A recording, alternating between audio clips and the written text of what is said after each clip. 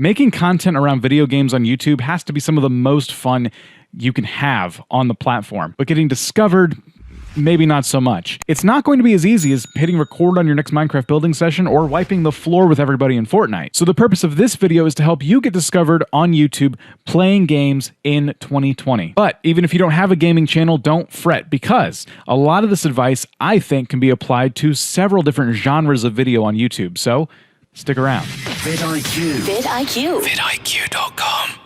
Let's first discuss the types of gaming content getting discovered in gaming in 2020. In order to figure that out, we have to ask ourselves, well, what is YouTube? Ultimately, YouTube is a search engine. Now that may seem obvious, but have you ever made a video titled Bob Plays Minecraft Episode 12?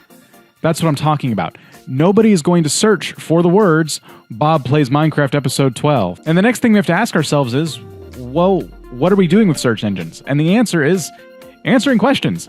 Whenever we think of something we need to know, we type it in onto YouTube and try and find a video that's going to answer that question or cover that need. Perhaps it's just to find something funny to get you through your lunch break.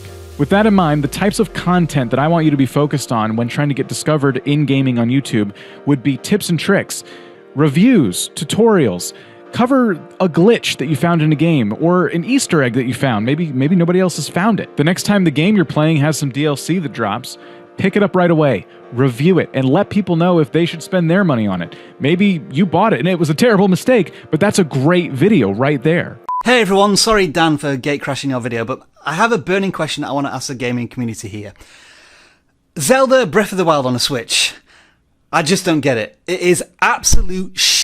If you're struggling to come up with ideas on what you could be covering around your game, check out vidIQ's most viewed tool. Type a search in for the game you're playing and see what people are watching in real time. What videos are getting the most views right now? Not only will this help you figure out what your competition's doing, but it'll also help you figure out what questions people may be asking about your game. Which brings me to the second topic we need to cover, and that is focusing your channel on just one game.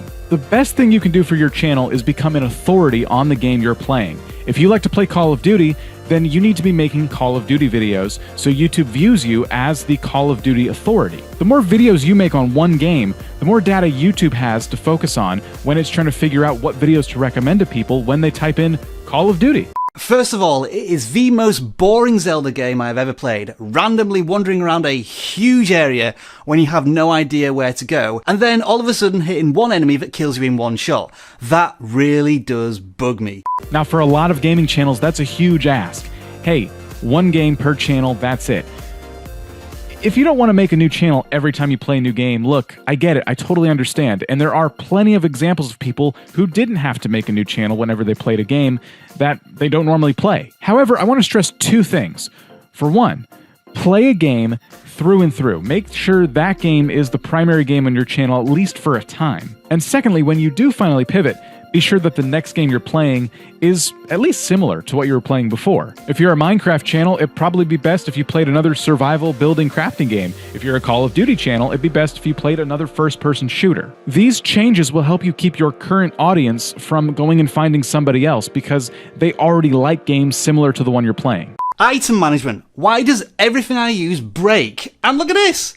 Look at how much food I've got! Why do I need to freaking cook everything? If you're playing a game that's relatively popular and you're just having some trouble coming up with ideas, maybe check out the competitors tool. Type in specific channels and see how other people are covering the games that you're covering. Based on how your competitors' videos are doing, you're probably going to get some good insights into what you should be doing next. The next thing we need to address is upload frequency.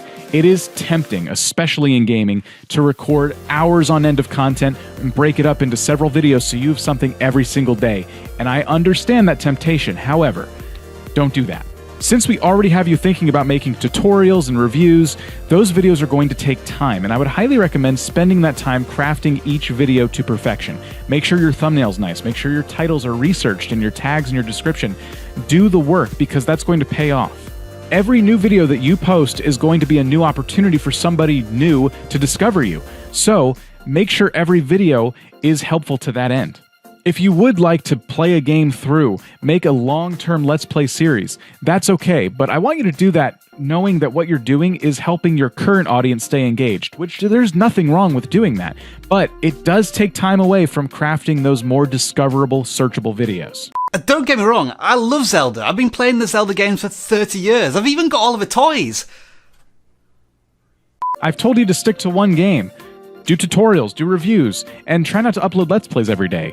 But how do we expand and how do we discover different types of content we can make to not only keep our audience engaged, but keep us engaged with the game as well? And that's where the community comes in around a game. When covering games on YouTube, try and immerse yourself in the community around it. If the game has a modding community, that's great. You can make a video that just kind of showcases different mods every week. If it's a building game like Minecraft, try and find servers that feature amazing builds, tour them, show people new things they've never seen before. You'll find once you're discovering different communities within a game that people are creating challenges and playing the game in ways that no one ever imagined. Try to do one of those challenges on your channel. Or better yet, come up with a way to play your game that no one's thought of before and you make the challenge for someone else to do. You know what? Maybe that's where I'm going wrong. Maybe I should just go back to the classics. And I do. Because that is one of the best games I've ever played, and I come back to it every single decade. And that's my recommendation for gaming. Of course, whenever you're looking to research these ideas, I would highly recommend using the vidIQ search panel. Go into that panel and start testing out different things because you're going to find that sometimes there's a search term that a lot of people are looking for and there's not a lot of competition for the videos available to them. The easiest way to grow any channel on YouTube is to provide value. Although it's tempting to record 4 hours of gameplay footage and break it up into 8 30-minute videos, that's not going to get you discovered.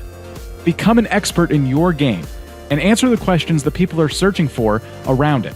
Thanks for watching. Until next time.